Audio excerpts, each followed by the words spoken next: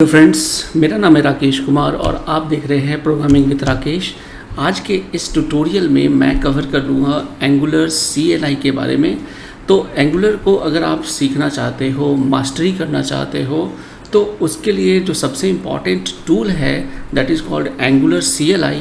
CLI का मतलब होता है कमांड लाइन इंटरफेस। और अगर आप एंगुलर के अंदर प्रोजेक्ट्स बनाते हो या ऑलरेडी आप सीख रहे हो, बना रहे हो, तो जब तक कि आपकी मास्टरी एंगुलर CLI पे नहीं होती तब तक आपको कॉन्फिडेंस नहीं आएगा एंगुलर पे। तो आज की इस वीडियो में मैं कम्प्लीटली कोशिश करूँगा कि पूरा का पूरा एंगुलर CLI पे कैसे हम काम करते हैं वो कवर हो सके, और इसमें कंपोनेंट्स, डायरेक्टिव्स, पाइप्स, सर्विसेज कैसे हम बनाते हैं, एंगुलर CLI को इंस्टॉल कैसे करते हैं, इस पूरे आर्किटेक्चर को हम समझेंगे कि कैसे CLI वर्क करता है। तो मेरे साथ इस वीडियो में बने रहे और चलिए वीडियो को शुरू करते हैं। सबसे पहले कि हमें ये देखना है कि एंगुलर को इंस्टॉल कैसे करते हैं। एंगुलर CLI इंस्टॉल हो जाएगा, उसके बाद हम एप्लीकेशंस कैसे बना सकते हैं और कंपोनेंट्स कैसे जनरेट कर सकते हैं, इसमें हम टेस्टिंग, लिंट कैसे कर सकते हैं और एप्लीकेशन को बिल्ड कैसे कर सकते हैं। सो इन सब चीज़ों को करने से पहले आई होप आपको एंगुलर के बेसिक्स पता होंगे कि एंगुलर कैसे काम करता है, इसका आर्किटेक्चर क्या है। और अगर आपको ये चीज़ नहीं पता है तो जल्दी ही मैं एंगुलर के 1 by 1 introduction, angular components, angular directives, इन सभी टॉपिक्स पे एक एक वीडियोज बहुत ही जल्दी लाऊंगा। तो मेरी अगली वीडियोज बहुत ही जल्दी आने वाली है जिसमें आप एंगुलर की बेसिक्स को अच्छे से समझ सकोगे कि कंपोनेंट्स क्या होते हैं, डायरेक्टिव्स क्या हो सकते हैं, ऐसी चीज़ें क्या होती है।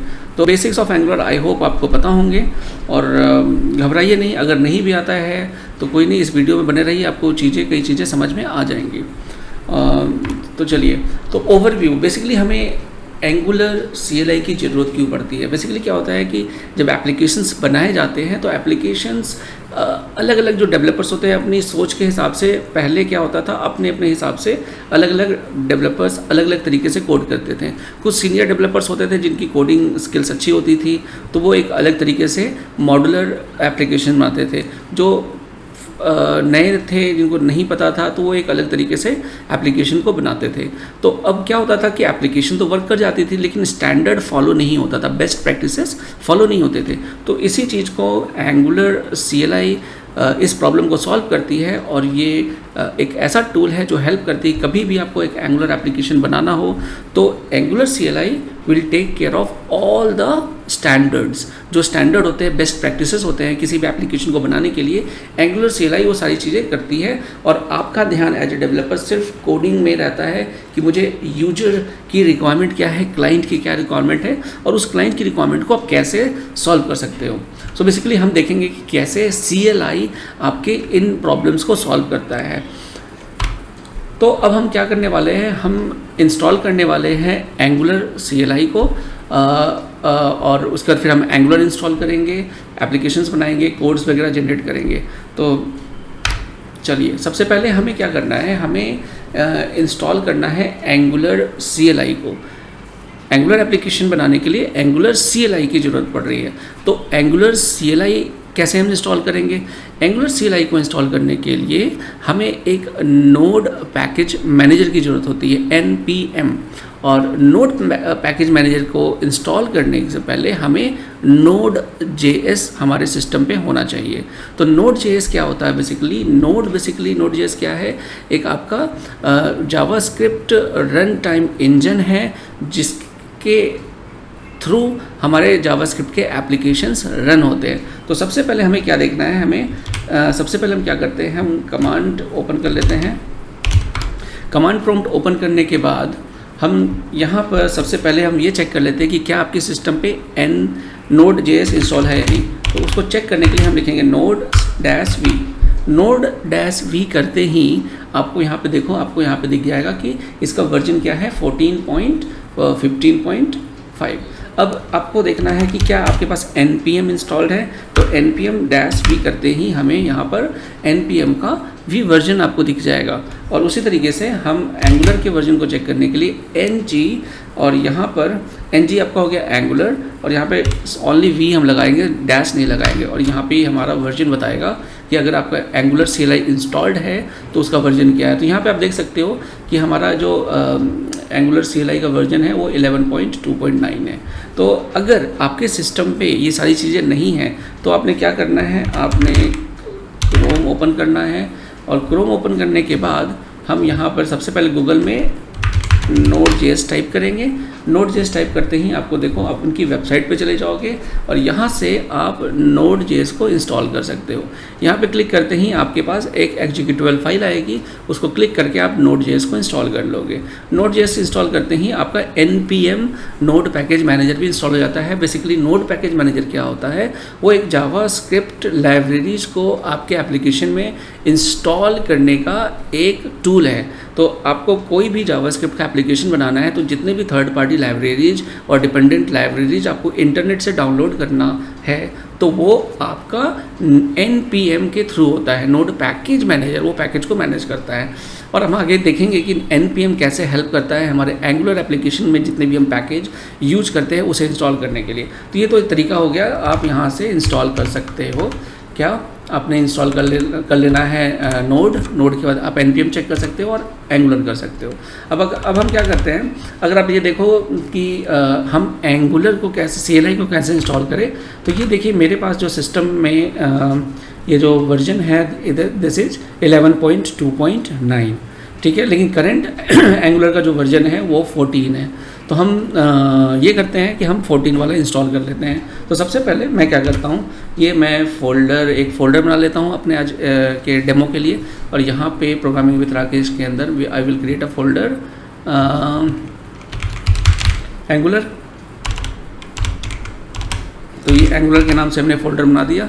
अब इस एंगुलर फोल्डर के अंदर मैं राइट क्लिक करके यहाँ से सीधा ओपन इन टर्मिनल कर लेता हूँ, और इस कमांड प्रॉम्प्ट को हम यूज कर लेंगे अपने एप्लीकेशंस को बनाने के लिए। तो अब हम क्या कर रहे हैं, सबसे पहले अब इस एंगुलर फोल्डर के अंदर what I will do, I will try to install latest version of Angular CLI।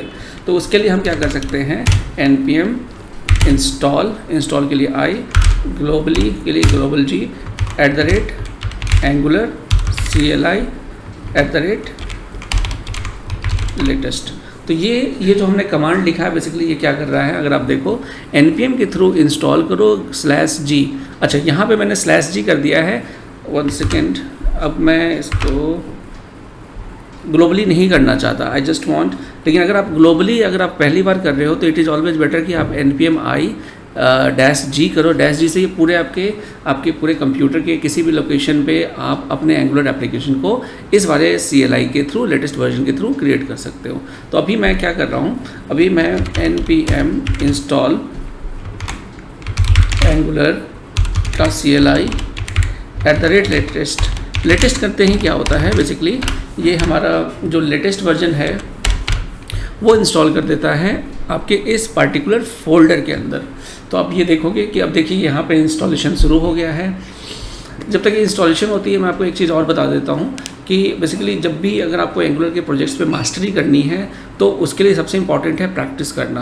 तो जितनी चीज़ें मैं सिखा रहा हूँ या फिर आप कहीं और से भी सीखते हो, गूगल से सीखते हो, ट्यूटोरियल से सीखते हो, तो जब आप 20% सीखते हो तो 80% आपने मेहनत करना होता है वो प्रैक्टिस के थ्रू। अनटिल अनलेस आप प्रैक्टिस करते हो तब तक, जब तक प्रैक्टिस नहीं करोगे आपको वो चीज़ें क्लियर नहीं होगी और आप मास्टरी नहीं कर सकते। तो मेरा ये रिकमेंडेशन है कि आपको हमेशा एंगुलर या कोई भी रिएक्ट हो या कुछ भी हो, जावास्क्रिप्ट हो, जब तक आपने प्रैक्टिस नहीं करोगे आपको वो चीज़ें क्लियर नहीं होंगी। तो चलिए हमारा यहाँ पर एंगुलर CLI इंस्टॉल हो गया है और यहाँ पे मैं इसका वर्जन चेक करता हूँ कि अब वर्जन क्या है एंगुलर CLI का।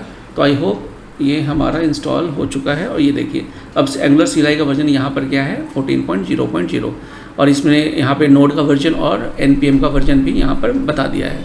तो चलिए अब हम क्या करते हैं, अब हम वापस अपने पीपीटी पे चलते हैं। तो यहाँ पे हमने देखिए फर्स्ट वाली चीज़ हमने इंस्टॉल कर ली, npm इंस्टॉल ग्लोबल की जगह हमने अभी लोकल किया है एंगुलर CLI, और मैंने यहाँ पे @latest यूज किया है। लेटेस्ट यूज करते ही जो भी लेटेस्ट वर्जन है वो इंस्टॉल हो जाएगा। अब हम सबसे पहले क्या करते हैं, एक नया एप्लीकेशन इंस्टॉल करते हैं, प्रोजेक्ट 1। तो चलिए हम भी यही प्रोजेक्ट इंस्टॉल कर लेते हैं, ng न्यू। अब यहाँ पे क्या है, एक एंगुलर के अंदर एक नया प्रोजेक्ट इंस्टॉल करने के लिए हम न्यू कीवर्ड यूज करते हैं, ng एंगुलर न्यू प्रोजेक्ट और प्रोजेक्ट का नाम। तो यहाँ पे चलिए अब हम यहाँ पर क्लियर कर देते हैं ng न्यू को हम nv कर सकते हैं, ओके, बट अभी मैं ng न्यू और प्रोजेक्ट 1 कर लेते हैं, या फिर हम एंगुलर 1 कर लेते हैं, okay, angular 1। So angular 1 is the project number 1। तो यहाँ पे मैंने क्या किया है, ng न्यू एंगुलर 1। अगर अब यहाँ पर मैं एक बाय डिफ़ॉल्ट एक नया एंगुलर का प्रोजेक्ट इंस्टॉल करना चाहता हूँ तो मैं ये बेसिक कमांड चला दूंगा और ये वर्कआउट हो जाएगा। लेकिन इसके साथ साथ और कई सारे इसके ऑप्शंस भी होते हैं, जैसे आपका ड्राई रन, ये ऑप्शनल होता है।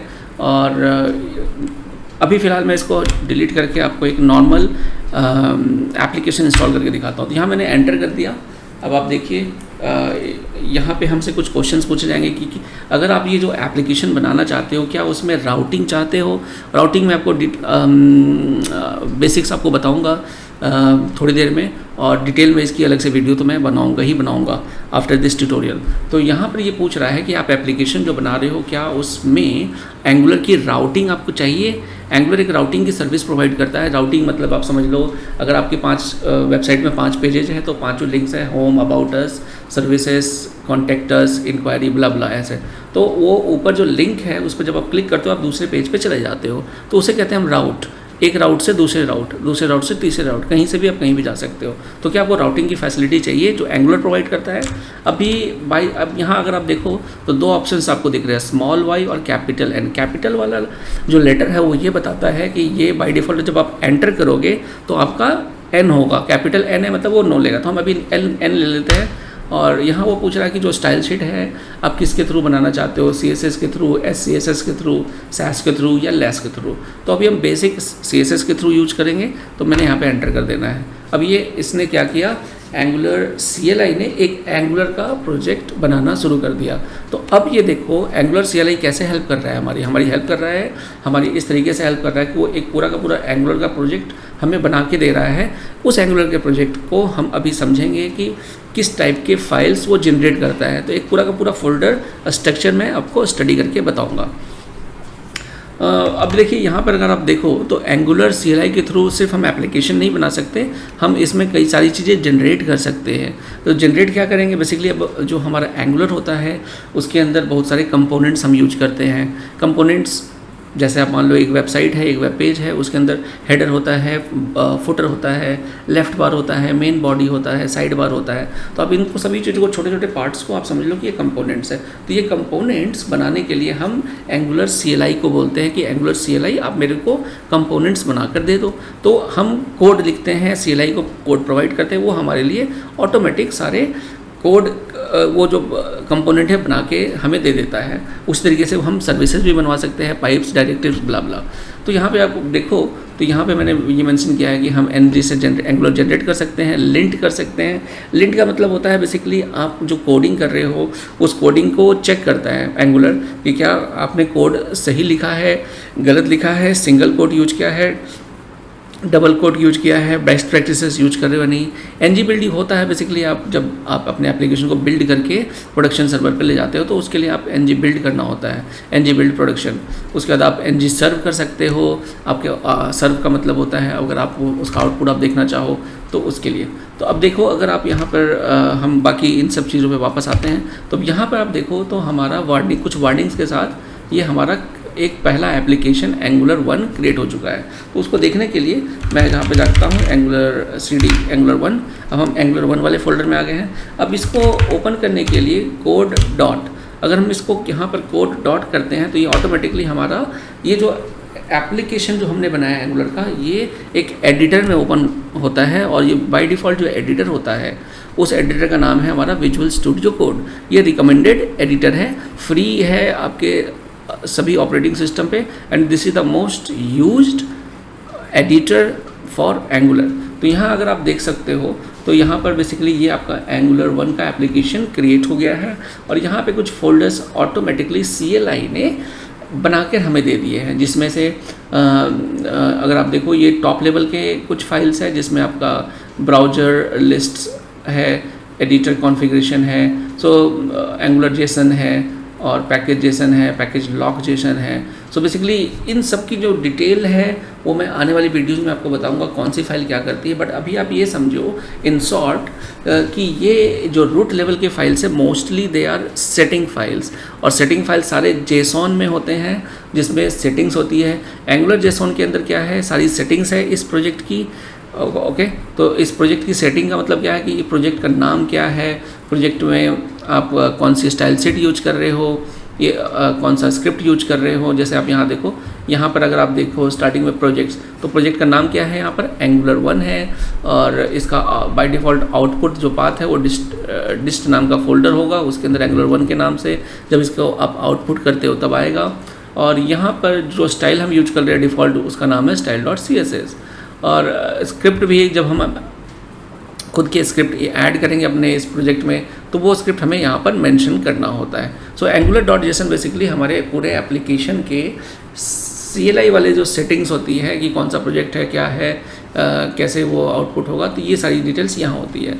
दूसरा जो इम्पॉर्टेंट अभी आप समझो पैकेज.json होता है, जो आपके इस प्रोजेक्ट में जितने भी थर्ड पार्टी या जो भी लाइब्रेरी आप यूज कर रहे हो उसकी डिपेंडेंसी, उसका पाथ, ये सब सारी डिटेल्स जो होती है वो पैकेज.json में होती है।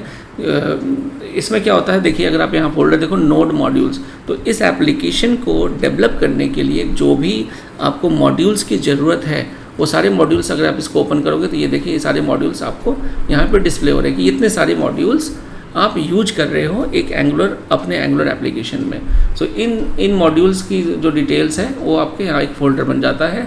और ये जो पैकेज.json है, जब आप किसी को अपनी फाइल्स शेयर करते हो, दूसरा पर्सन जो इस आपके प्रोजेक्ट को इंस्टॉल मतलब यूज करना चाहता है, तो जब वो फाइल आप वो वहाँ उठा के कॉपी करेगा गेट के थ्रू, तो वहाँ पे वो npm इंस्टॉल चलाता है। तो npm इंस्टॉल क्या करता है, बेसिकली आपके अंदर वो npm इंस्टॉल जो है वो आपके पैकेज.json फाइल को चेक करती है, और वो चेक करती है कि इसमें कौन कौन सी लाइब्रेरीज हम यूज कर रहे हैं। जैसे CLI यूज कर रहे हैं, कंपाइलर यूज कर रहे हैं, जैस्मिन यूज कर रहे हैं, और कर्मा यूज कर रहे हैं, कॉमन है, प्लेटफॉर्म ब्राउज़र है, और बिल्ड के लिए हम क्या यूज करते हैं। तो ये सारी चीज़ें आपके दूसरे सिस्टम पे इस पैकेज.json के थ्रू जो भी लाइब्रेरीज है वो वहाँ पर इंस्टॉल हो जाती है। तो ये हो गया हमारा रूट फोल्डर में जो फाइल्स हैं, इंपॉर्टेंट फाइल्स हैं। इसके बाद जो हमारा जिसमें हम कोडिंग करते हैं वो SRC सोर्स वाले फ़ोल्डर के अंदर होता है। और इसके अंदर अगर आप देखो, इसके अंदर कुछ फाइल्स होती है जैसे favicon, जो favicon होता है आपके वेब पेज का। इसके बाद index.html जो एंट्री पॉइंट होती है हमारे एंगुलर एप्लीकेशन की, जो लैंडिंग पेज होता है फर्स्ट पेज। अगर आप इसको देखो, यहाँ पे टाइटल आपका बाय डिफ़ॉल्ट जो भी आपने एंगुलर का एप्लीकेशन बनाया है एंगुलर 1 के नाम से बनाया था वो एंगुलर 1 आ गया है।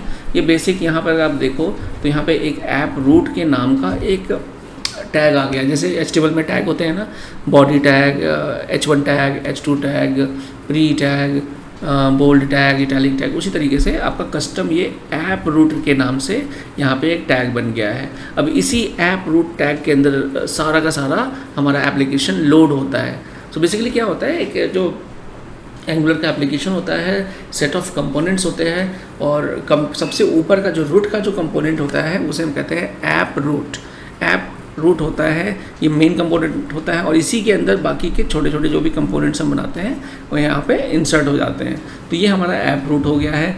अब यहाँ पर आप देखो ये index.html तो हमारा हो गया लैंडिंग पेज। बाय डिफ़ॉल्ट कभी भी कोई एप्लीकेशन जब आप चलाते हो तो index.html से चलता है। index.html के अंदर यहाँ फिर हमारा एक मेन TS का मतलब टाइप स्क्रिप्ट फाइल होती है, और ये हमारा एंट्री ऑफ द एप्लीकेशन जो क्लास फाइल होती है ये वाली होती है। यहाँ पर अगर आप देखो तो इसके अंदर कई चीज़ें हमने यहाँ पे इंपोर्ट किया हुआ है, और यहाँ सबसे इम्पॉर्टेंट होता है प्लेटफॉर्म ब्राउज़र डायनेमिक। ये हमारा जो है बेसिकली यहाँ पे अगर आप देखो प्लेटफॉर्म ब्राउज़र डायनेमिक के थ्रू ही हमारा एप्लीकेशन बूटस्ट्रैप होता है। बूटस्ट्रैप का मतलब क्या है कि स्टार्ट होना। तो एप्लीकेशन जो स्टार्ट होते हैं सबसे पहले main.ts क्या करता है, ये बूटस्ट्रैप करता है एक मॉड्यूल को मतलब जो हमारा जो मॉड्यूल है एप्लीकेशन का। अब जैसे हमने कंपोनेंट्स पढ़ा वैसे ही मॉड्यूल्स होते हैं। हमारा पूरा का पूरा एप्लीकेशन मल्टीपल मॉड्यूल्स में डिवाइड हो जाता है और सबसे जो मेन बाय डिफ़ॉल्ट जो मॉड्यूल होता है उसे कहते हैं ऐप मॉड्यूल। जैसे कंपोनेंट ऐप कंपोनेंट था वैसे ही ऐप मॉड्यूल हमारा डिफ़ॉल्ट मॉड्यूल होता है। ओके, तो ये मॉड्यूल यहाँ से प्लेटफॉर्म ब्राउज़र डायनेमिक बेसिकली क्या कह रहा है कि ये एप्लीकेशन जो आप बना रहे हो ब्राउज़र पे रन होगा और उसमें सबसे पहला मॉड्यूल आप स्टार्ट करो ऐप मॉड्यूल। ठीक है, तो यहाँ से ऐप मॉड्यूल इसने स्टार्ट कर दिया, किसने, main.ts ने। अब ऐप डॉट मॉड्यूल जो है बेसिकली आपके ऐप फोल्डर के अंदर होता है। ये देखिए ऊपर में, तो ऐप फोल्डर के अंदर अगर आप जाओगे तो इसके अंदर एक CSS फाइल है, एक HTML फाइल है, एक स्पेक फाइल है। स्पेक फाइल बेसिकली क्या होता है, टेस्ट फाइल। अगर आप अपने एप्लीकेशन में टेस्ट फाइल्स रखना चाहते हो तो उसके लिए आप स्पेक फाइल यूज कर सकते हो। आगे डिटेल में मैं आपको बताऊंगा जब मैं इसके अलग ट्यूटोरियल बताऊंगा कि स्पेक फाइल कैसे बनाते हैं, उसका कैसे यूज करते हैं। और एक हमारा होता है एक कंपोनेंट फाइल, ये एक कंपोनेंट फाइल जो आपके स्क्रिप्ट फाइल है, और एक हमारा मॉड्यूल है। तो ये अगर आप देखोगे तो एक हमारा बाय डिफ़ॉल्ट एक मॉड्यूल होता है जहाँ अब हमने main.ts से किसे बूटस्ट्रैप किया, इस वाले app.module.ts को। अब ये जो app.module है ये हमारा डिफ़ॉल्ट मॉड्यूल फाइल है और इसके अंदर आप देखो इसने बूटस्ट्रैप क्या कर दिया, इसने बूटस्ट्रैप किया ऐप कंपोनेंट को। ओके, तो हमारा सबसे पहला main.ts फाइल होता है। main.ts ने कहा कि ऐप मॉड्यूल को स्टार्ट करो। ऐप मॉड्यूल बोलता है कि ऐप कंपोनेंट को स्टार्ट करो, और ऐप कंपोनेंट कहाँ पे आता है, ये हमारा ऐप कंपोनेंट ये फाइल है। और ऐप कंपोनेंट बोलता है कि ये हमने यहाँ पे इसको स्टार्ट कर दिया और ये इसका सिलेक्टर क्या है, ऐप रूट। ऐप कंपोनेंट के अंदर क्या है, ये ऐप रूट नाम का सिलेक्टर है। सिलेक्टर मतलब आप HTML टैग समझ लो फिलहाल। अब ये HTML टैग जहाँ भी होगा वो आपका स्टार्ट हो जाएगा, और ये HTML टैग आपका है index.html के अंदर ऐप रूट। तो यहाँ पर अगर ये जो अगर मैं देखूँ ये जो हमने एक बेसिक एप्लीकेशन बनाया है एंगुलर के थ्रू, इसको अगर मैं अब रन करना चाहूँ तो मुझे क्या करना होगा। अब मैं इसमें ये कर सकता हूँ, क्लियर द स्क्रीन, ng मतलब एंगुलर, और यहाँ पे मैं इसको s कर सकता हूँ, एंगुलर सर्व। ठीक है, तो एंगुलर सर्व यहाँ से मैंने इसको कर दिया, एंगुलर ng सर्व करते ही बेसिकली क्या होता है, ये पूरी एप्लीकेशन हमारी कंपाइल होती है, और कंपाइल होने के बाद ये मेमोरी के अंदर कंपाइल्ड वर्जन होता है, और वो हमारे ब्राउज़र से उस मेमोरी लोकेशन को ब्राउज़र यूज करके हमारा एप्लीकेशन चलाता है। ओके, तो यहाँ पर अगर आप देखो तो ये सारे बंडल्स क्रिएट कर रहा है, ये सारा का सारा काम एंगुलर CLI कर रहा है। तो ये हमारा जॉब काफ़ी आसान हो जाता है एंगुलर CLI यूज करने से।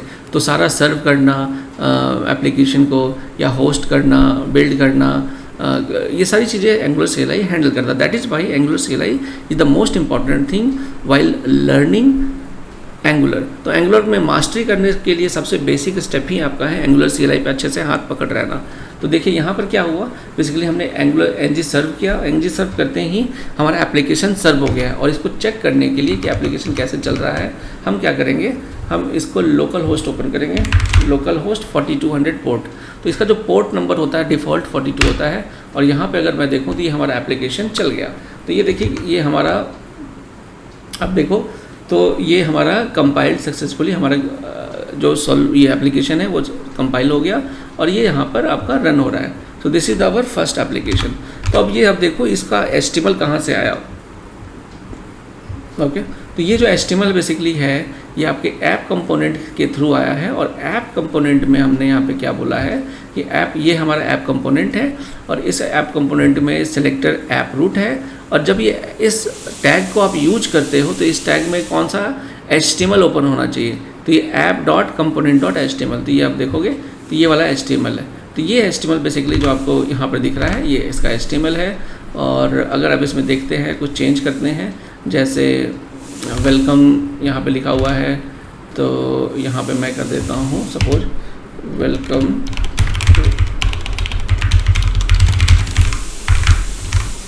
ठीक है। इस एडिटर के अंदर मैंने ऑटो सेव का ऑप्शन यहाँ पे टिक किया हुआ है, तो ऑटोमेटिकली ये सेव हो जाता है। और यहाँ आप देखो तो जब भी हम कोडिंग करते हैं साथ में वो वॉचर चलता रहता है, वो जो वॉच करता है। और ये देखिए यहाँ पे इसने फिर से कंपाइल कर दिया, तो जैसे हम कुछ चेंज करते हैं तो हमारा ये कंपाइलर ऑटोमेटिकली चल जाता है लाइव सर्वर जो है इसका, और ये यहाँ पे चेंजेस यहाँ पे रिफ्रेश कर देता है। तो फिर से मैं करता हूँ और यहाँ पर इस कोड को मैं जाकर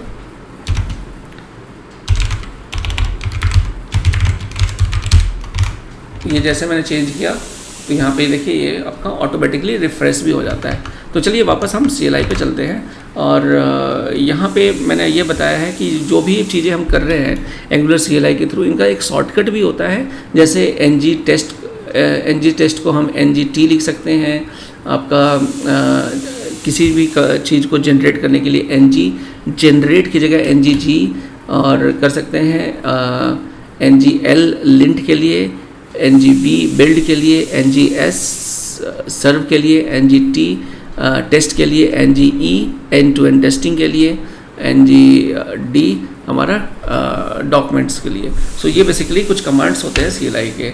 अब डेमो मैंने देखो ऑलरेडी स्टार्ट कर दिया है, तो इस डेमो के हिसाब से हमने वर्जन सारे चेक कर लिए हैं और एक नया एप्लीकेशन भी बना लिया है।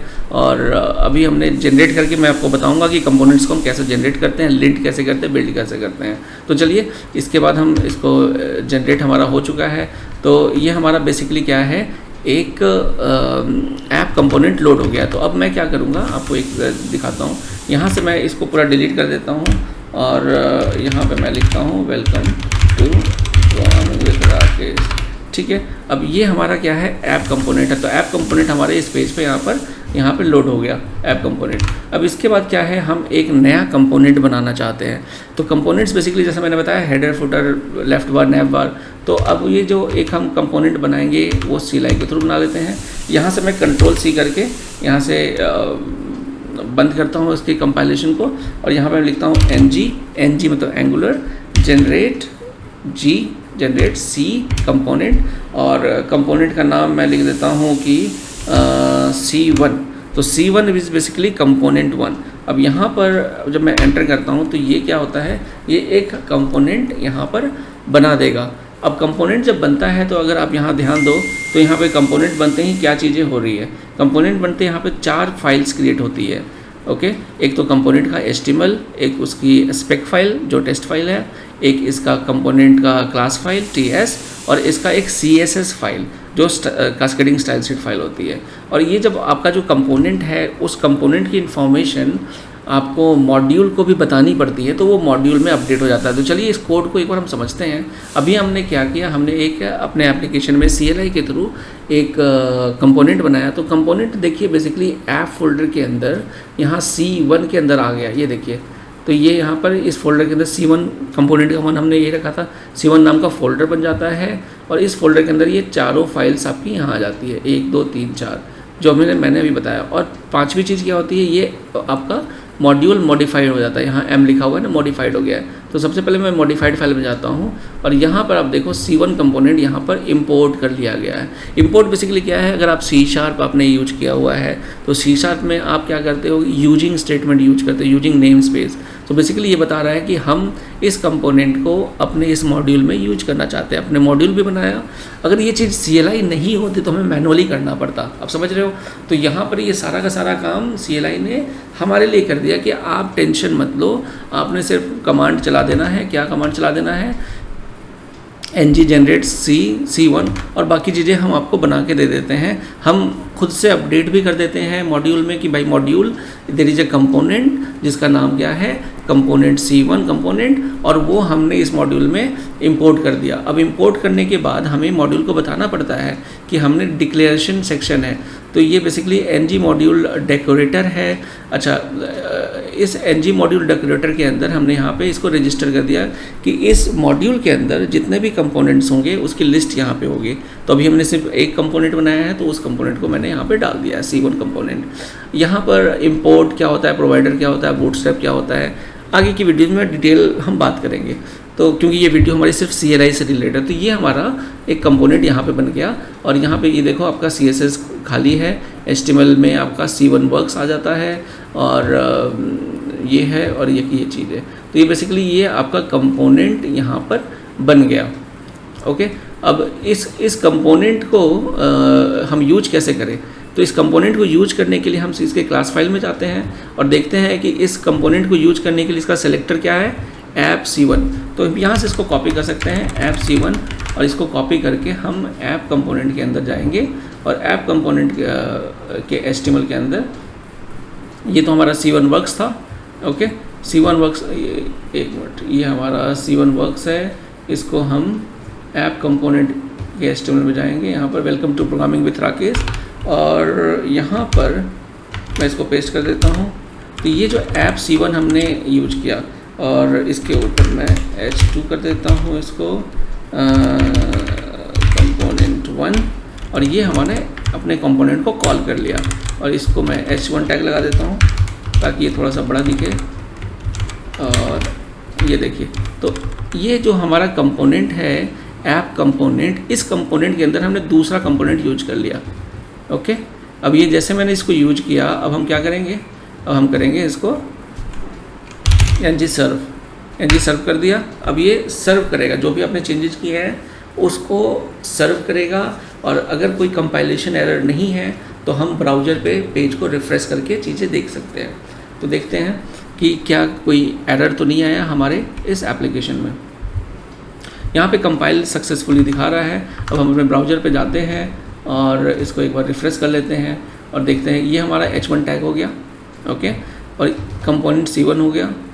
अब C1 कंपोनेंट के अंदर जो भी आपने HTML लिखा है, उसमें HTML क्या है, C1 वर्क्स। तो C1 वर्क्स आपके यहाँ पर आपने कॉपी कर लिया। तो बेसिकली अगर आप देखो कि कैसे हम एक कंपोनेंट को यूज़ करते हैं दूसरे कंपोनेंट में। ओके, अब इसको मैं जितनी बार चाहूँ उतनी बार हम यूज कर सकते हैं। ये देखिए, जितनी बार आप एक कंपोनेंट को बना के मल्टीपल टाइम यूज करना चाहते हो तो ऐसे आप यूज भी कर सकते हो। तो यहाँ पर बेसिकली मैंने आपको बताया कि कंपोनेंट को हम कैसे बनाते हैं एंगुलर CLI के थ्रू एंगुलर एप्लीकेशंस के लिए।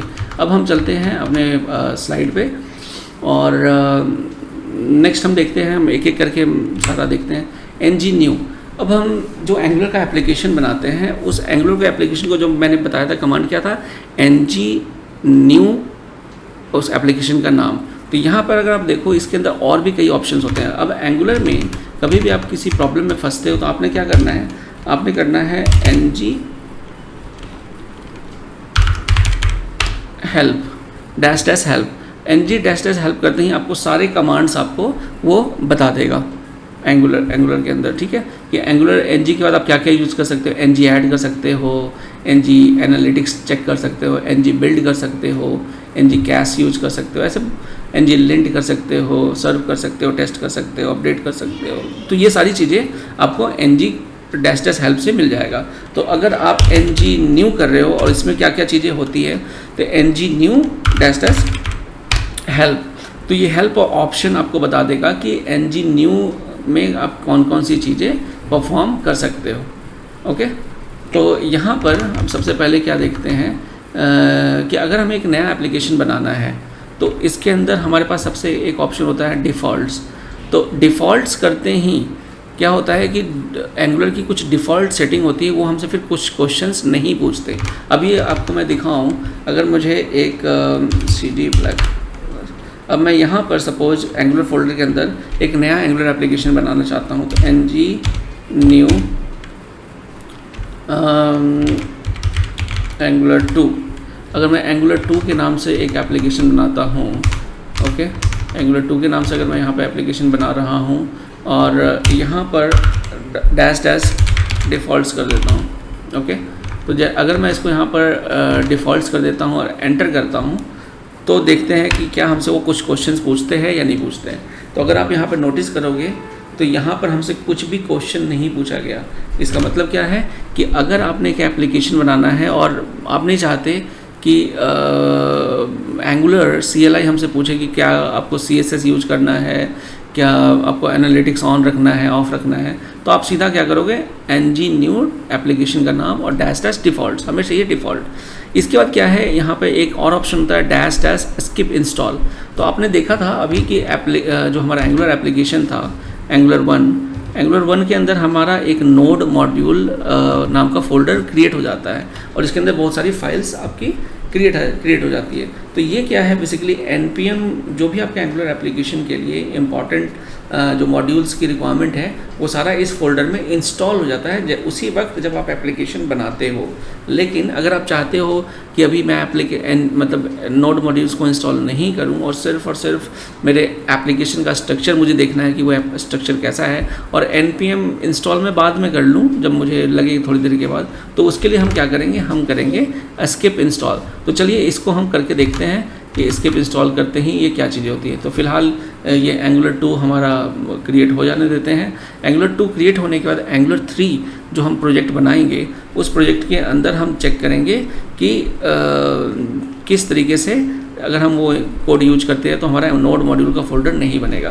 तो यहाँ पे पहले मैं एंगुलर 2 में जाता हूँ और यहाँ पे भी कोड डॉट करके मैं इसे विजुअल स्टूडियो कोड में ओपन करता हूँ और यहाँ देखो आपका नोड मॉड्यूल क्रिएट हो चुका है। तो इसको मैं क्लोज करता हूँ और वापस मैं cd डॉट डॉट जाता हूँ एंड देन मैं आपका एक नया ng न्यू एंगुलर 3 डिफ़ॉल्ट्स कर लेते हैं और स्किप इंस्टॉल करता हूँ।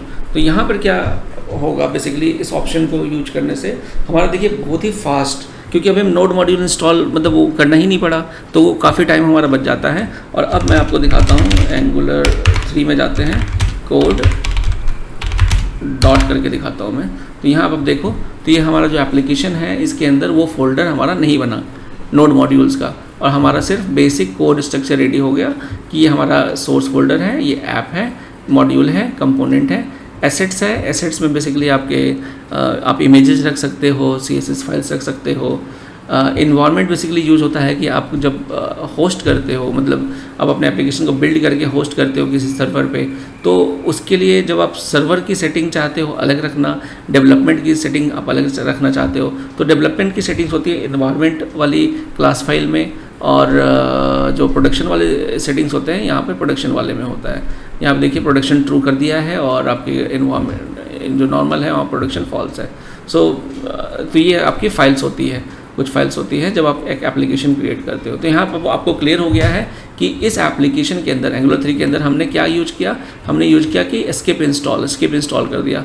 तो स्किप इंस्टॉल करने के बाद अगर मुझे वापस फिर से इंस्टॉल करना है तो अब हम इसमें क्या कर सकते हैं, npm i या npm इंस्टॉल, आप कुछ भी इंस्टॉल ऐसे कर सकते हैं। अब यहाँ npm इंस्टॉल करते ही क्या होगा, बेसिकली अगर आप देखो तो एंगुलर के अंदर हमारा एंगुलर 3 एप्लीकेशंस था, इसके अंदर हमारा ये इंस्टॉल हो जाएगा। ये देखिए यहाँ पे इंस्टॉल हो रहा है और जितने भी आपकी लाइब्रेरीज है, डिपेंडेंसी फाइल्स है, वहाँ पे नोड वाले फोल्डर के अंदर यहाँ पे क्रिएट हो जाएगा। तो ये देखिए आपका नोड मॉड्यूल यहाँ पे क्रिएट हो गया और ये फाइल्स आपकी यहाँ पर बनती जाएंगी। तो ये है आपका इस तरीके से बेसिकली एंगुलर एप्लीकेशन जब आप क्रिएट करते हो तो ये कुछ अलग अलग ऑप्शंस होते हैं जिसमें आपका स्किप कर सकते हो, आप डिफ़ॉल्ट सेटिंग यूज कर सकते हो। This is one very important setting जो मैं आपको अभी बताऊंगा, ड्राई रन। तो नेक्स्ट वाली स्लाइड में चलते हैं, वहाँ देखते हैं। तो बेसिकली अब यहाँ पर आप समझने वाली बात है कि एक एप्लीकेशन को बेसिक बनाने के लिए हम ng new app name use करते हैं, ये जनरेट कर देता है नया एप्लीकेशन। अगर हम किसी भी एप्लीकेशन को बनाने से पहले या एंगुलर के अंदर किसी भी कंपोनेंट को बनाने से पहले, सर्विस को बनाने से पहले, डायरेक्टिव्स को बनाने, कुछ भी जब आप बनाते हैं तो वो बनकर आपके फाइल्स में रिफ्लेक्ट होने से पहले अगर आप चाहते हो कि वो बनने के बाद क्या क्या चीज़ें परफॉर्म करेगा, कहाँ कहाँ चेंजेज आएंगे, उस चीज़ को समझने के लिए आप यूज कर सकते हो ड्राई रन का मतलब होता है कि वो एग्जैक्ट में रन तो नहीं होता, लेकिन वो आपको बता देता है कि कौन सी फाइल ऐसे बनने वाली है। तो इस चीज़ को हम सबसे पहले देख लेते हैं कि देखिए यहाँ पे हमारा इंस्टॉल हो गया। तो एंगुलर 3 हमारा अब npm इंस्टॉल के थ्रू, ये देखिए अभी चल ही रहा है इंस्टॉल। तो एंगुलर इंस्टॉल ये हो जाने देते हैं और इसका फिर हम देखते हैं ड्राई रन हम कैसे यूज करते हैं। ये देखिए हमारा हो गया, it will take a lot of time, done, fine. तो अब यहाँ पर अगर आप देखो, इसको मैं एक बार फिर से दिखा देता हूँ। एंगुलर 3 का जो एप्लीकेशन हमारा है, यहाँ पे नोड मॉड्यूल बन गया, ठीक है। इसको हम अब बंद कर देते हैं। अब हम चलते हैं एक नए एंगुलर एप्लीकेशन को बनाने के लिए और क्लीन कर लेता हूँ मैं। और अब मैं करता हूँ ng न्यू एंगुलर 4। यहाँ पर देखिए मैं ड्राई रन कर रहा हूँ। ड्राई रन करने से पहले मैं डिफ़ॉल्ट ही यूज कर लेता हूँ ताकि हमारा समय बचे, और एस्केप इंस्टॉल कर लेता हूँ। ड्राई रन करते ही ये हमारा एप्लीकेशन बनेगा नहीं, लेकिन बनने के बाद कैसा दिखेगा वो चीज़, सारी इन्फॉर्मेशन आपको यहाँ पर मिल जाती है। तो देखिए यहाँ पर आपका dry run means no changes were made. Dry run के थ्रू इसने ये बता दिया कि अगर आप एक एंगुलर 4 के नाम से एप्लीकेशन बनाते हो तो उसमें ये सारी फाइल्स बन के तैयार होगी, लेकिन वो एग्जैक्टली अभी बन के तैयार नहीं हुई है। उसको बनने के लिए, उसको रेडी होने के लिए आपको ड्राई रन हटाना पड़ेगा। ओके, तो अगर मैं इसको दिखाऊं, तो अगर मैं डायरेक्टरी को दिखाऊं तो यहाँ पर हमारे पास एंगुलर 1 2 3 3 फोल्डर्स है, लेकिन एंगुलर 4 हमारा नहीं बना है। ओके, अब इसको बनाने के लिए फिर मैं यहाँ से ड्राई रन ऐसे हटाऊँगा और मैं यहाँ पे एंटर मार दूँगा, तो यहाँ पे आपका एंगुलर 4 के नाम का एप्लीकेशन बन जाएगा। ठीक है, अब यहाँ मैं dir करता हूँ, देखिए आपका एंगुलर 4 नाम का फोल्डर बन गया। So this is how dry run works. Dry run is the most important I would say, क्योंकि जब आप एंगुलर एप्लीकेशन पे काम करते हो तो आपको कंपोनेंट्स वगैरह बनाते रहने होते हैं। तो कभी भी बनाने से पहले थोड़ी सी भी कन्फ्यूजन होती है कि भाई जब मैं बना रहा हूँ, क्योंकि फोल्डर स्ट्रक्चर आपका इतना कम्प्लेक्स हो जाता है, धीरे धीरे प्रोजेक्ट बढ़ता है, तो वहाँ पर ये बहुत ही इंपॉर्टेंट हो जाता है आपके लिए कि आपको पता होना चाहिए कि चलो मैं एक कंपोनेंट बना रहा हूँ तो वो सही फोल्डर में जाकर बने और सही मॉड्यूल में अपडेट हो। तो उसके कभी भी आप कोई कमांड चलाओ तो लास्ट में स्लैश ड्राई रन लिख दो, या double dash dash dry run कर दो, या डी यूज कर सकते हो आप। तो उसको मैं बताऊंगा कि जैसे यहाँ पर आप स्लैश डी भी यूज कर सकते हो ड्राई रन के लिए, या तो डी यूज कर लो, या यहाँ पर आप ड्राई रन भी यूज कर लो। तो इस तरीके से ये काम करता है। Sorry, dash dash D. Okay, it should work I guess, but okay, तो अभी आप ड्राई रन ही यूज करो। ओके, तो यहाँ पर ड्राई रन्स की कोई ज़रूरत नहीं थी, nothing to be done, already ये एप्लीकेशन हमारा बना हुआ है। ओके, ठीक है, तो अब हम यहाँ से देखते हैं कि यहाँ पे ड्राई रन आपको क्लियर हो गया, स्किप इंस्टॉल क्लियर हो गया, डिफ़ॉल्ट्स क्लियर हो गया। अब क्या होता है बेसिकली, अगर आप कोई एप्लीकेशन बना रहे हो और एप्लीकेशन सपोज आपकी कंपनी का नाम है कोई ABCD, okay, so ABCD is the name of the company, और जो आप एप्लीकेशन बनाना चाहते हो तो बाय डिफ़ॉल्ट क्या होता है, आप देखोगे तो जो आपका कंपोनेंट होता है, जो आपका ऐप कंपोनेंट होता है, इसके अंदर जो आप सेलेक्टर्स यूज करते हो तो वहाँ सभी में ऐप का नाम यूज होता है, ऐप रूट। तो आप चाहते हो कि इंस्टेड ऑफ ऐप आप एक नया जो एंगुलर एक एप्लीकेशन बना रहे हो, ng न्यू एंगुलर 5, और यहाँ पे मैं प्रीफिक्स में ABCD ये यूज करता हूँ फॉर एग्जांपल, और फिर मैं एप्लीकेशन को बनाता हूँ। तो यहाँ पे क्या होगा कि प्रीफिक्स में हम जैसे कर देते हैं ABCD, तो उसके बाद ये जो हमारा सेलेक्टर जो है, सेलेक्टर में ऐप की जगह क्या हो जाएगा, वो ABCD हो जाएगा। तो ABCD रूट, ठीक है, तो ABCD रूट हो जाएगा बेसिकली आपके कंपोनेंट का नाम सेलेक्टर। तो अगर आप ऐसा कुछ चाहते हो तो आप प्रीफिक्स यूज कर सकते हो। So that is prefix. Skip test हमने कर लिया है, स्किप टेस्ट नहीं किया। स्किप टेस्ट बेसिकली क्या है कि आपके एप्लीकेशन में क्या होता है, बाय डिफ़ॉल्ट बहुत सारे टेस्ट फाइल्स बन जाते हैं, ठीक है। तो टेस्ट, अगर आप चाहते हो कि आपके एप्लीकेशन में कोई टेस्ट फाइल नहीं हो तो इट्स बेटर कि आप एप्लीकेशन लेवल पे ही स्किप टेस्ट कर दो। तो स्किप टेस्ट करने से क्या होगा, आपका जो एप्लीकेशन बनता है उसमें कोई भी टेस्ट फाइल नहीं होती है, जैसे अभी तो हमने देखो यहाँ पे टेस्ट फाइल ये बना रखा है, ये c1.component.spec. ये एक टेस्ट फाइल है, तो ये टेस्ट फाइल आपके पूरे एप्लीकेशन पे आपको दिखती रहेगी। लेकिन अगर आप स्किप कर देते हो एप्लीकेशन बनाने के टाइम पे ही, तो वो फिर आपका वो टेस्ट फाइल नहीं बनाता। तो ये आपका स्किप टेस्ट हो गया। राउटिंग बेसिकली मैं आपको अभी थोड़े देर में बताऊंगा। राउटिंग जैसे मैंने बेसिक्स आपको बताए थे, राउटिंग अगर आपको एप्लीकेशन में चाहिए तो ng न्यू एप्लीकेशन का नाम -- राउटिंग कर दो आप। तो चलिए इसको करके देख ही लेते हैं। और उसी तरीके से स्टाइल आपको CSS यूज करना है तो स्टाइल CSS प्रीफिक्स जैसे यहाँ राकेश किया हुआ है। तो यहाँ पर हमने बनाया है CD Angular 5 आई गेस, और कोड डॉट कर लेते हैं। यहाँ अगर आप देखो तो हमने जो प्रीफिक्स लगाया था ऐप के अंदर, यहाँ पर इस फाइल का नाम आपका ABCD देखिए यहाँ पे आ गया। तो जितने भी आप कंपोनेंट बनाओगे, कुछ भी बनाओगे, उन सब में आपका जो प्रीफिक्स होगा ABCD आएगा, ताकि आप उस प्रोजेक्ट के नाम से आप रिकॉग्नाइज कर सकोगे ये किस प्रोजेक्ट का एलिमेंट है। ओके, तो यहाँ पर ये हमारा ये क्रिएट हो गया। राउटिंग का आप देख लेते हैं कि राउटिंग हम कैसे बनाते हैं। तो यहाँ पे मैं इसको क्लोज कर देता हूँ और वापस हम cd.ng न्यू Angular 6 यहाँ पे मैं डिफ़ॉल्ट्स कर ले रहा हूँ और स्किप इंस्टॉल करता हूँ ताकि हमारा जल्दी से काम हो जाए। और यहाँ पर मैं राउटिंग सेलेक्ट कर देता हूँ कि मुझे राउटिंग चाहिए। ठीक है, तो राउटिंग करते ही क्या होगा, बेसिकली जो हमारा एप्लीकेशन बनेगा उसके अंदर राउटिंग की फैसिलिटी होगी। अब मैं Angular 6 था, ओके, कोड डॉट किया हमने। तो यहाँ आप देखो कि हमारे पास बाय डिफ़ॉल्ट क्या था, एक मॉड्यूल होता था। यहाँ पर देखो आपका एक मॉड्यूल होता था जिसका नाम था ऐप मॉड्यूल।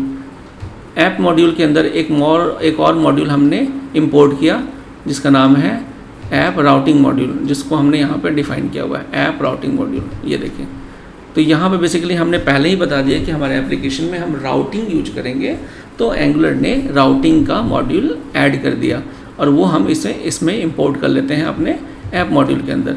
तो राउटिंग क्या करेगा, बेसिकली हमें राउटिंग्स हम आगे बताऊंगा मैं आपको कि राउटिंग के थ्रू कैसे क्या होता है। बेसिकली हम बताते हैं कि किस पेज पे हम जाना चाहते हैं, उसकी राउटिंग क्या होगी। जैसे URL में हम लिखेंगे वेबसाइट का नाम /home, तो वो होम वाले पेज पे चला जाएगा। सर्विसेज लिखेंगे तो services.html पे चला जाएगा। तो इसको भी मैं अभी करके आपको दिखाऊंगा कि कैसे ये वर्कआउट होता है। तो ये हमारा ये क्लियर हो गया। नेक्स्ट हमारा क्या है, लिंट। सो बेसिकली अगर आपकी किसी भी एप्लीकेशन को लिंट करना है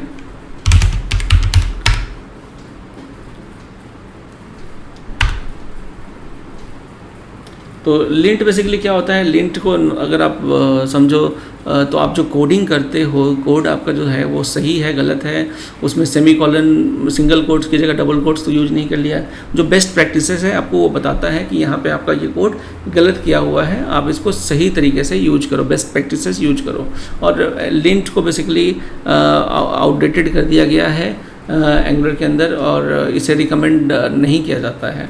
तो अभी ये हम बस ये समझ लेते हैं कि क्या क्या चीज़ें हैं। लिंट के अंदर ऑप्शन क्या है कि ng एप्लीकेशन को लिंट करना हो तो ng लिंट एप्लीकेशन का नाम, और ng लिंट एप्लीकेशन का नाम हेल्प करने से उसके सारी हेल्प आपको वो वहाँ पे बता देता है।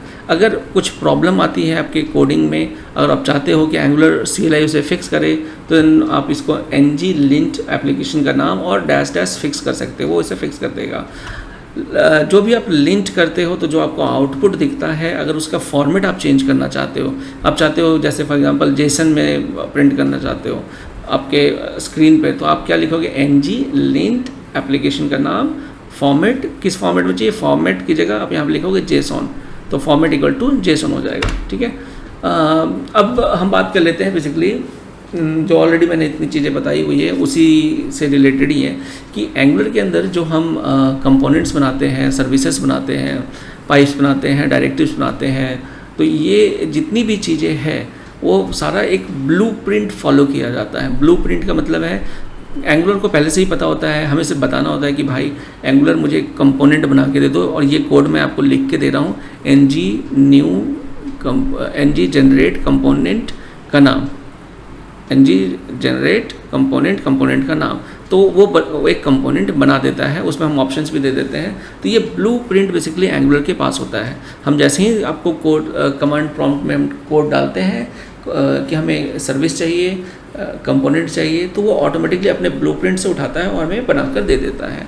तो ये स्लाइड उसी के बारे में बातचीत हम कर रहे हैं कि कैसे हम ब्लूप्रिंट्स का यूज करते हैं करके एंगुलर एप्लीकेशन के कोड्स को जनरेट कर देता है हमारे लिए, जैसे कंपोनेंट, सर्विस, मॉड्यूल्स, प्रोजेक्ट की कॉन्फ़िगरेशंस। तो और यहाँ जो मैंने आपको पहले ही बताया था कि dry run is very important. कभी भी आप कुछ करते हो तो ड्राई रन करके हमेशा देख लिया करो। इसके बाद हम बात करते हैं एलियासेस पे। जो एलियासेस होते हैं बेसिकली जो शॉर्टकट्स हो गए हमारे, उसमें जैसे एक होता है हमारा डैश डैश फ्लैट। तो आपने नोटिस किया होगा कि जितने भी हम कंपोनेंट्स या डायरेक्टरीज बनाते हैं वो सारा एक फ़ोल्डर के अंदर क्रिएट होता है। जैसे कि हम यहाँ पे एंगुलर 6 फोल्डर में है और यहाँ पे मैं एक ng जनरेट कंपोनेंट C1 करता हूँ, ओके, और यहाँ पे मैं ड्राई रन करता हूँ। तो ड्राई रन करते ही वो हमें बता देगा कि हम जो कंपोनेंट बनाएंगे एंगुलर 6 एप्लीकेशन के अंदर वो किस तरीके का बनेगा। तो यहाँ पे आप नोटिस करो एप्लीकेशन के अंदर C1 नाम का एक फ़ोल्डर बना और उस C1 फोल्डर के अंदर सारी फाइल्स आती है। लेकिन अगर मैं इसको फ्लैट करके ट्राई करूँ तो फ्लैट करते ही क्या होगा, ये बेसिकली ये फ़ोल्डर नहीं बनाएगा और ये बनाएगा सीधा एप्लीकेशन फ़ोल्डर के अंदर डायरेक्टली उसने C1 ये 4 फाइल्स बना देगा और वो फाइल्स बेसिकली आपके यहाँ रूट फोल्डर पे आ जाएंगे। यहाँ पे ये फाइल्स बढ़ते जाएंगे। तो ये इसलिए बनाया जाता है फ़ोल्डर ताकि आप आसानी से किसी पर्टिकुलर कंपोनेंट में जा सको। और यहाँ हॉच पॉच हो जाता है बेसिकली, यहाँ पे फाइल्स एक ही फ्लैट दिखेंगी तो वो सही देखने में अच्छा नहीं लगता है। इस कारण से क्योंकि उसके अंदर 4 फाइल्स होती है, कंपोनेंट बेसिकली एक फ़ोल्डर के साथ बाय डिफ़ॉल्ट बनता है, पर उसकी हम फंक्शनैलिटी चेंज कर सकते हैं यूजिंग डैश फ्लैट। यहाँ पे फिर इनलाइन टेम्पलेट हम यूज कर सकते हैं। इनलाइन टेम्पलेट बेसिकली क्या होता है कि अगर आप देखो यहाँ पर जो आपका जो कंपोनेंट फाइल है, यहाँ पर हम HTML हमने यहाँ पे मेंशन किया है कि इस कंपोनेंट को जब भी आप लोड करोगे किसी रूट कंपोनेंट में या किसी और कंपोनेंट में, तो उसके अंदर जो व्यू है जो दिखेगा वो उसका HTML अलग है। HTML फाइल कहीं और है, CSS कहीं और है, उसको आप सिर्फ बता रहे हो। लेकिन आप चाहो तो यहाँ पे सिर्फ टेम्पलेट URL की जगह आप यहाँ पर टेम्पलेट कर सकते हो और यहाँ टेम्पलेट के अंदर डायरेक्टली आप एक HTML टैग यहाँ यूज कर सकते हो और यहाँ पर आप बैकटिक यूज करके यहाँ पर H1 हेलो ऐसे यूज कर सकते हो।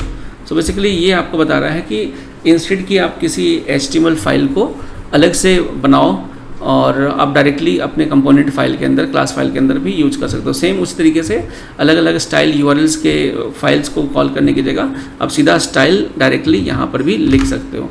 तो इसके लिए आप यहाँ पर ये कर सकते हो कि इनलाइन टेम्पलेट होना चाहिए, यस, इनलाइन स्टाइल होना चाहिए, यस। और स्पेक फाइल बेसिकली क्या होती है, आपकी स्पेक फाइल जनरेट करती है जो टेस्ट फाइल होती है।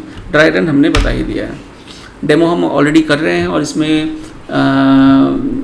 ये सारे हमने क्रिएट करना है।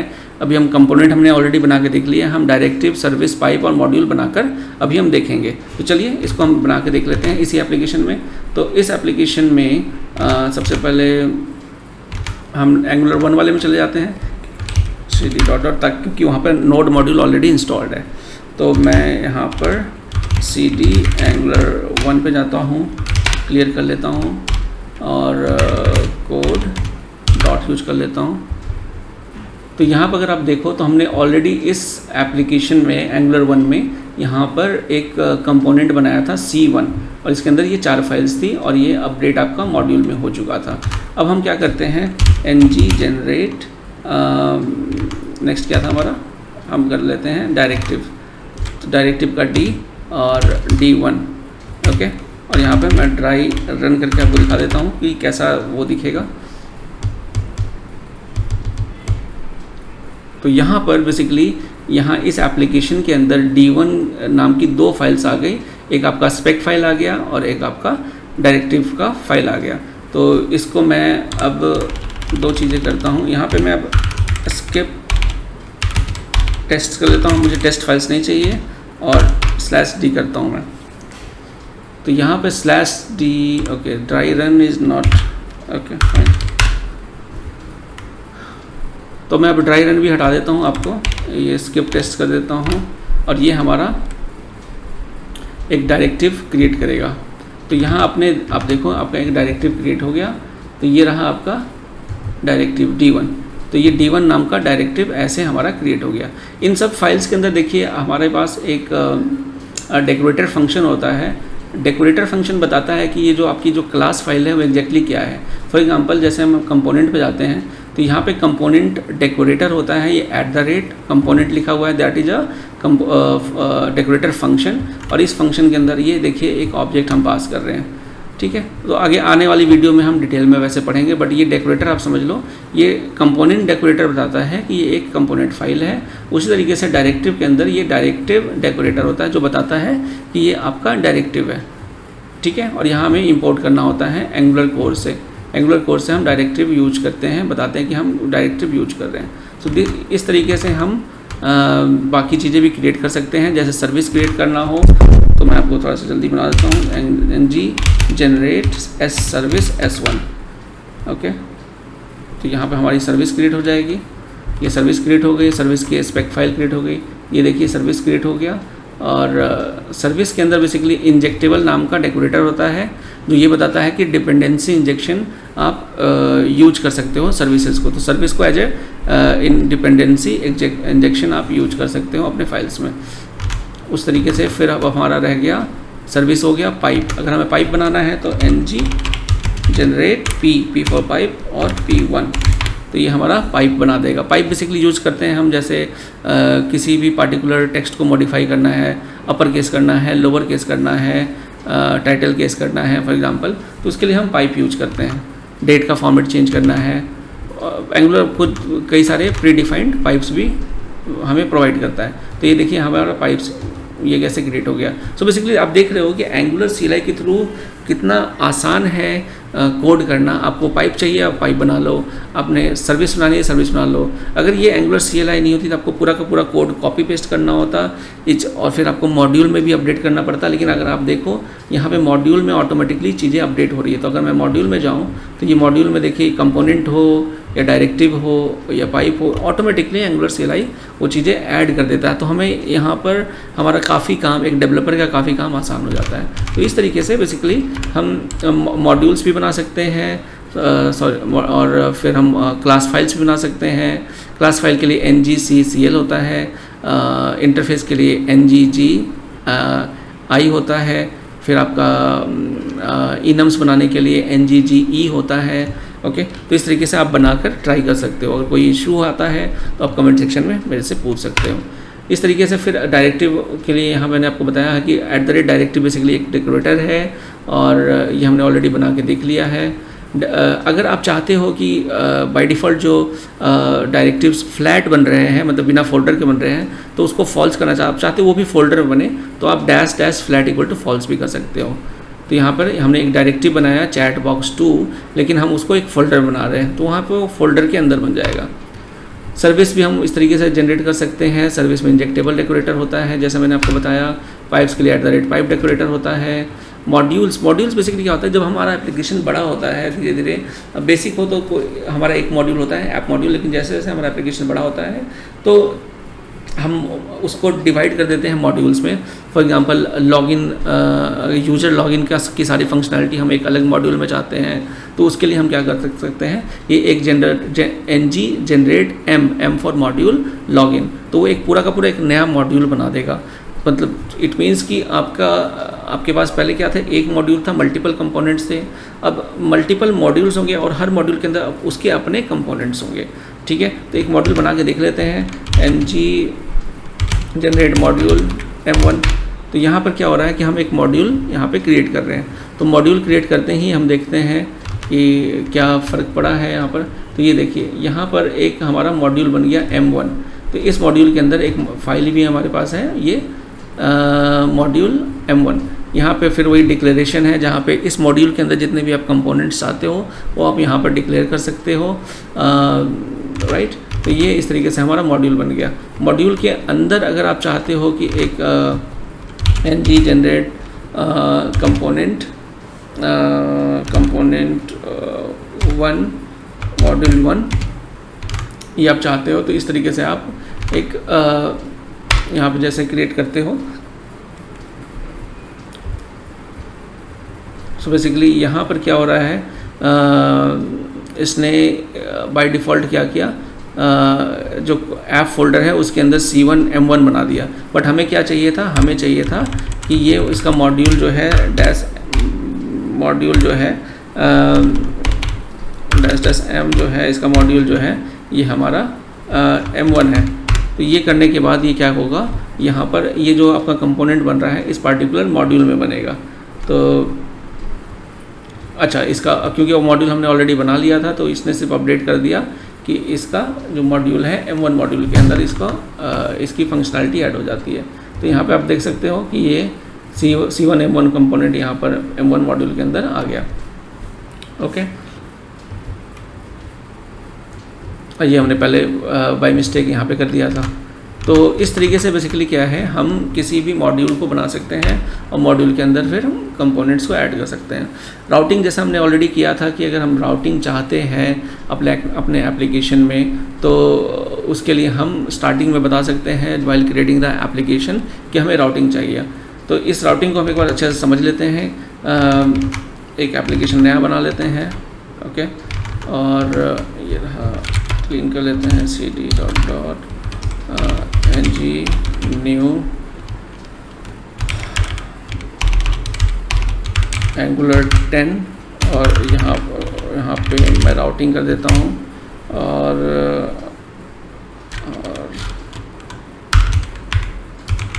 डिफ़ॉल्ट्स कर देता हूँ।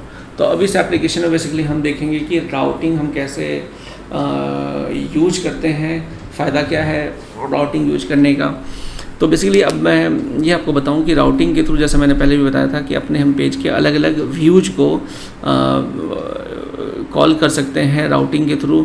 और राउटिंग में हम ये बताते हैं कि अगर आपके URL में मैं लिखूं आपके एप्लीकेशन का नाम /abc तो वो कौन सा कंपोनेंट को कॉल करे। अगर मैं वहाँ पे XYZ लिखूँ तो वो कौन से कंपोनेंट को कॉल करे। अगर मैं /login लिखूँ तो लॉगिन वाला कंपोनेंट कॉल हो, /about लिखूँ तो अबाउट अस वाला कंपोनेंट कॉल हो। तो ये पूरा राउट हम डिक्लेयर कर सकते हैं कि क्या लिखने पे, URL पे चेंज करने पे कौन सा कंपोनेंट को हम कॉल कर सकते हैं।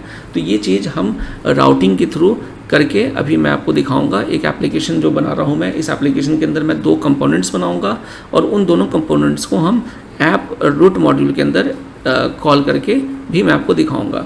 तो चलिए, ये एप्लीकेशन हमारा यहाँ पे वैसे जनरेट हो रहा है। इट वुड टेक टाइम क्योंकि यहाँ पर ng नोड मॉड्यूल भी आपका फोल्डर क्रिएट हो रहा है। तो जितने भी डिपेंडेंसी फाइल्स है वो यहाँ पे जनरेट हो रही है। तो ये चीज़ अभी जब तक ये इंस्टॉल होता है मैं आगे का आपको बताता हूँ कि राउटिंग को हम अभी मैं पूरा डेमो आपको देने वाला हूँ।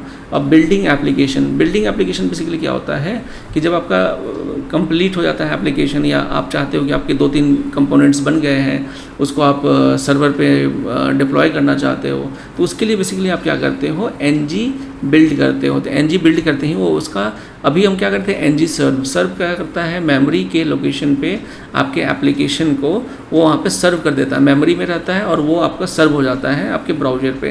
लेकिन आप इसको एग्जैक्टली कहीं पे होस्ट करना चाहते हो तो उसको फिजिकल फाइल्स में डालने के लिए आप उसको बिल्ड करते हो। तो बिल्ड करने के लिए ng बिल्ड करते ही वो एक डिस्ट नाम का फोल्डर होता है, उस डिस्ट नाम के फोल्डर के अंदर सारी फाइल्स आ जाती हैं। उस फाइल को कॉपी पेस्ट करके आपको सर्वर पे रखना होता है। तो वहाँ पे भी हम आते हैं। पहले हम देख लेते हैं कि राउटिंग का। तो यहाँ पर cd Angular 10 कर लेते हैं और कोड डॉट कर लेते हैं। ये देखिए, तो यहाँ पर आपका जो राउटिंग ऑलरेडी मैंने जैसे पहले भी बताया था, ऐप के अंदर हमारा एक राउटिंग फाइल भी आ गया है। और यहाँ पर अगर आप देखो, यहाँ पे एक राउट्स नाम का प्रॉपर्टी है आपका। अब राउट्स के अंदर बेसिकली मैं क्या करने वाला हूँ, एक राउटिंग के लिए मैं ये कोड मैंने रखा हुआ है, सैम्पल कोड, जिससे मैं आसानी से आपको बता दूं। तो यहाँ राउट्स के अंदर बेसिकली हम ये बताते हैं कि अगर हमारा जो पाथ, अगर मैं फर्स्ट कंपोनेंट लिखूं तो ये कौन सा कंपोनेंट कॉल करेगा, अगर मैं URL पे सेकंड कंपोनेंट लिखूं तो कौन सा कंपोनेंट कॉल होगा। तो अभी क्योंकि हमने ये कंपोनेंट बनाया नहीं है तो मैं ये कंपोनेंट बना लेता हूं। अब कंपोनेंट बनाने के लिए हम क्या यूज़ करेंगे, ng generate component first. Okay, ये हमारा फर्स्ट कंपोनेंट बन गया। और उसी तरीके से फिर हम एक कंपोनेंट बनाएंगे ng component generate component second. तो यहाँ पर मैंने इस एप्लीकेशन में 2 कंपोनेंट्स बना लिए हैं। और इसकी राउटिंग में अगर मैं जाता हूँ, और राउटिंग में यहाँ पे मैंने फर्स्ट कंपोनेंट सेकंड कंपोनेंट लिख दिया है। और इसे हमें यूज करने के लिए क्या करना पड़ेगा, हमें इंपोर्ट फर्स्ट कंपोनेंट और इंपोर्ट सेकंड कंपोनेंट यहाँ पे यूज करना पड़ेगा। अब ये हमारा कंपोनेंट यहाँ पर इंपोर्ट हो गया है। Now we can use these into URLs। और यहाँ पे एक चीज़ और हम देख लेते हैं कि जब हम कंपोनेंट पे यहाँ पे अगर आप जाओगे तो अब हमारा जो कंपोनेंट है HTML, इसके अंदर क्योंकि हमने राउटिंग यूज किया हुआ है, तो राउटिंग को हम यूज कैसे करते हैं, राउटिंग को यूज करने के लिए हमारा एक राउटर आउटलेट बन जाता है, ये हमारा टैग बन के आ जाता है। तो अब ये इसका ये मतलब है कि जब हम इसको सर्व करेंगे इस एप्लीकेशन को, तो इस टैग में की जगह, तो ये हमारा टैग है, यहाँ लेट मी सर्व इट। तो यहाँ पे जो भी हम सर्व करेंगे, जो भी हमारा एप्लीकेशन जब डिस्प्ले होगा, तो सबसे बॉटम पे जो भी हम राउटिंग जब चेंज करते हैं, तो राउटिंग चेंज करते ही जिस कंपोनेंट को वो कॉल कर रहा है वो कंपोनेंट यहाँ पे राउट होके उसकी डिटेल यहाँ पे आ जाएगी। तो एक बार देखते हैं कि कैसे ये हमारा सर्व होता है, ताकि चीज़ें आपको क्लियर हो जाए। वीडियो थोड़ी लंबी इसलिए हो गई है क्योंकि इसमें मैंने सारा आपको बताया हुआ है। तो अब इसको हम एक बार करके देख लेते हैं ब्राउज़र पे। और ये देखिए हमारा ब्राउज़र है, तो ये हमारा एप्लीकेशन लोड हो गया। और यहाँ पर अब देखो तो हमारा फर्स्ट कंपोनेंट और सेकंड कंपोनेंट लोड नहीं हुआ है। अब मैं यहाँ पे राउट में चेंज कर देता हूँ फर्स्ट कंपोनेंट। तो फर्स्ट कंपोनेंट करते ही यहाँ पे अगर आप देखो फर्स्ट वर्क्स यहाँ बॉटम पे आपका आ गया है। तो यहाँ पे आप देखो फर्स्ट कंपोनेंट हमारा लोड हो गया है। और यहाँ अगर मैं इसको चेंज कर दूँ सेकंड कंपोनेंट, तो आपका यहाँ पर सेकंड वर्क्स दिख रहा है, तो सेकंड कंपोनेंट लोड हो गया। तो ये राउटर आउटलेट जहाँ पर है वहाँ पर ये आपका जो दूसरा कंपोनेंट है वो लोड हो जाता है। तो इस तरीके से CLI के थ्रू हम राउटिंग पे काम कर सकते हैं। So this is how routing works. उसी तरीके से बिल्ड जब हम करते हैं, अगर इसी एप्लीकेशन को मैं बिल्ड करूँ, ng बिल्ड करूँ, तो बेसिकली क्या होता है कि अब ये एप्लीकेशन जो बिल्ड हो रहा है, इसके मैं आपको एंगुलर 10 पे चला जाता हूँ, एंगुलर 10 वाले एप्लीकेशन पे। यहाँ पर अगर आप देखो तो जब मैं एप्लीकेशन को बिल्ड कर रहा हूँ तो यहाँ पे एक डिस्ट नाम का फोल्डर बन के आ जाएगा। ओके, जैसे ही हमारा ये बिल्ड कंप्लीट होगा तो डिस्ट नाम का फोल्डर बन जाएगा यहाँ पर, और उसके अंदर वो सारी फाइल्स होंगी, मिनीफाइड फाइल्स होंगी, जिसको हम सर्वर पे पेस्ट कर सकते हैं। और जब हमें फाइनली प्रोडक्शन पे करना होगा तो ng build -- prod करते हैं हम। तो यहाँ पर अगर देखो थोड़ा सा टाइम लगेगा, लेकिन वो जनरेट कर देगा आपका सारा बंडल।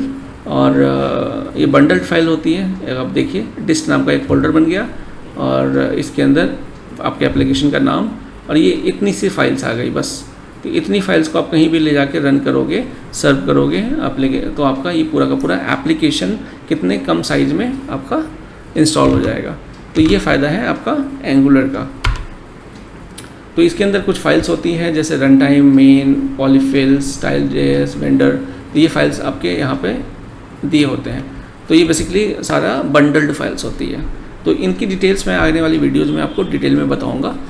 और इस तरीके से फिर आप अपने जो आपका सर्व है, हमने ऑलरेडी किया हुआ है ng सर्व के अंदर 2-3 ऑप्शंस होते हैं। जैसे हम इसको सर्व करते ही एक नए ब्राउज़र पे ऑटोमेटिक ओपन कर सकते हैं ng serve -o open. ng serve by default जो पोर्ट होता है वो 4200 होता है, लेकिन आप चाहो तो 4200 की जगह 4300 भी यूज़ कर सकते हो।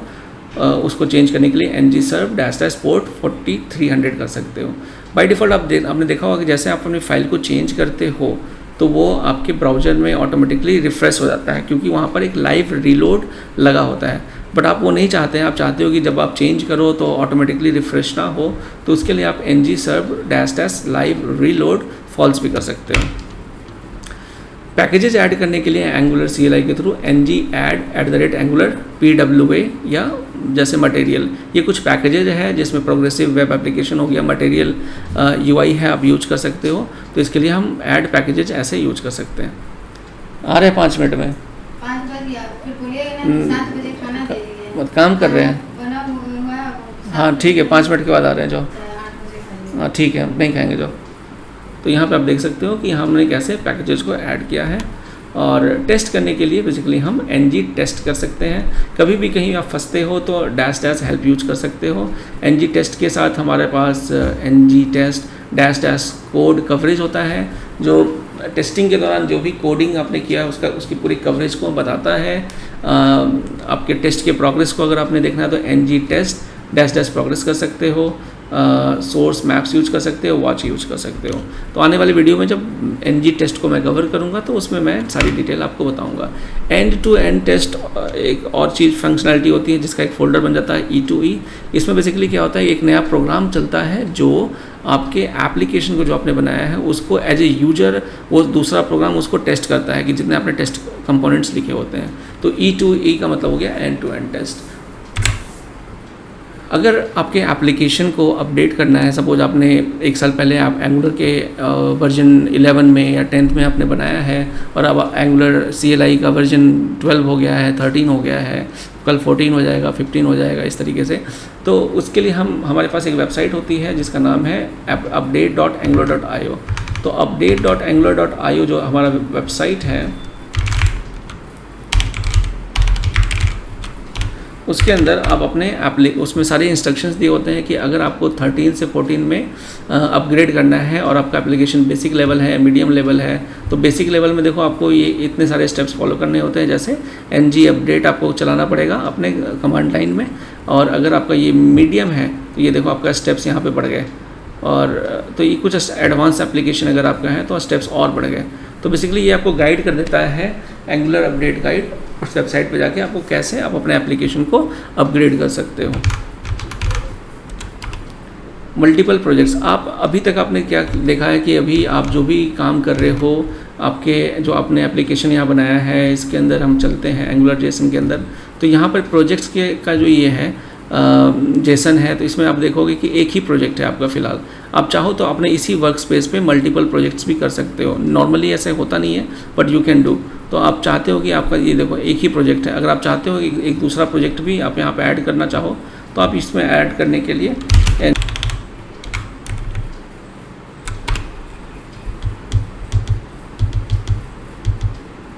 ओके तो यहाँ पर अगर आप देखो तो यहाँ पर आपका ng जनरेट एप्लीकेशन हम यहाँ पे कर सकते हैं, और यहाँ पे करने ही ये हमारा जो एप्लीकेशन है एंगुलर 10 उसके अंदर एक और एप्लीकेशन बन जाएगी। इसके हम कोड व्यू में देखते हैं तो ये हमारा एंगुलर 10 प्रोजेक्ट है, इसके साथ हमारा एक और एप्लीकेशन प्रोजेक्ट यहाँ पे बन जाएगा और इसका नाम होगा एंगुलर 101। ठीक है, इसकी अलग सेटिंग होगी। अगर आप इसको बिल्ड करना चाहते हो सेपरेटली तो उसको सेपरेटली बिल्ड करने के लिए ng बिल्ड उस एप्लीकेशन का नाम आपको डाल देना है, तो इससे वो दूसरा एप्लीकेशन जो आपने बनाया है वो बिल्ड होगा। बाय डिफ़ॉल्ट एप्लीकेशन 1 जो पहले जो बना होता है वही आपका डिफ़ॉल्ट होता है।